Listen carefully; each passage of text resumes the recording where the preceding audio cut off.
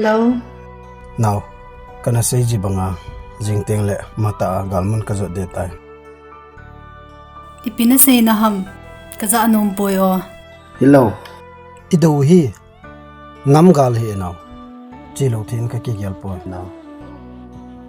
Imayo si ka ki su tup chane tai now. Naloy na pai pasal tamta kilip so kaya gampa ma loy sumhol loy kuna chung thu se bi am na thanop nup na zong hi ke lum gim na be na chi le ke I ka ti de tang ki khan do na na wa sing lum gyal gen thei sa Now. So na pana ka say talaw. Kay pasal dang tabang ludi. To agalin hi. Lam sa galin lang chu. Lam song gal jong lupi. Phung la chang gal jong lu. Nam pi gal hi chu kuki gal. Mi tam ta kilep jong le. Ki wang ka thanai pe na galam ta le. Tapan lo le pasalin ka ki gyal he.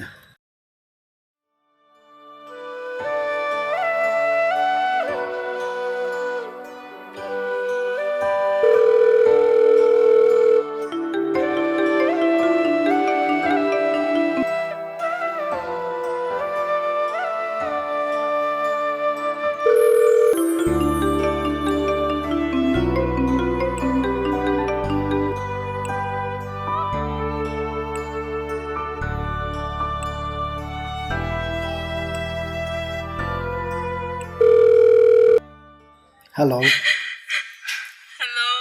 Now. Kana say jing sa ta na komar. Ben, nailung sile. Jing le pung kom sang nang to. Mangpu ka koy. I love you.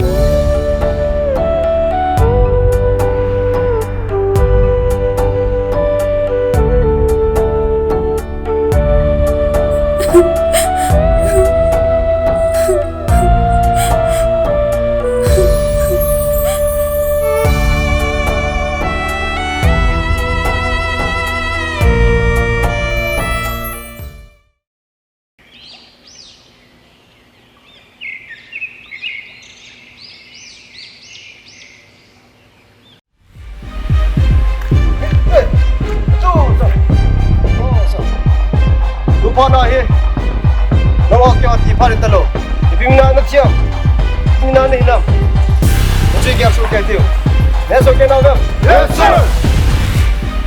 Phung dia. Dua zongi. Bagi lolai. Dijuna. Yes, sir. Wah he. Lo ho in ju yong mi ya.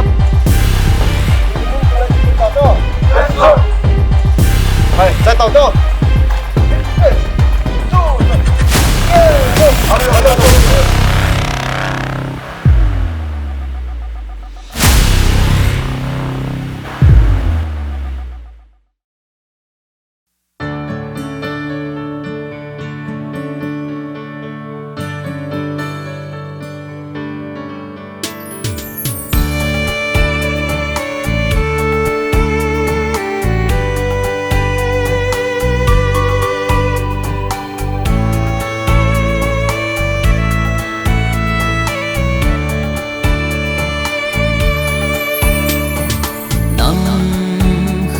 khô đình ta kêu sự thế